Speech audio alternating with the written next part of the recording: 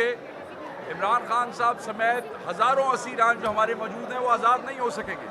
So basically Imran Khan की रिहाई, अदलिया की रिहाई, जजों का इंडिपेंडेंट होना, ये सारा नथी है एक दूसरे के साथ। मैं गौर साहब को ये बताना चाहता हूँ कि हमेशा लोग पंजाब की बात करते हैं।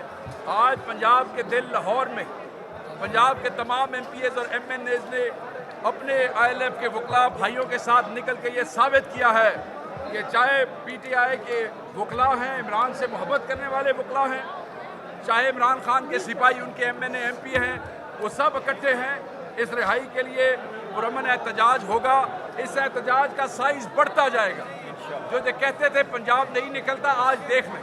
जो हमें गर्मी का ताना देते थे, आज देख लें। ये एहतजाज एक एक गली में जाएगा।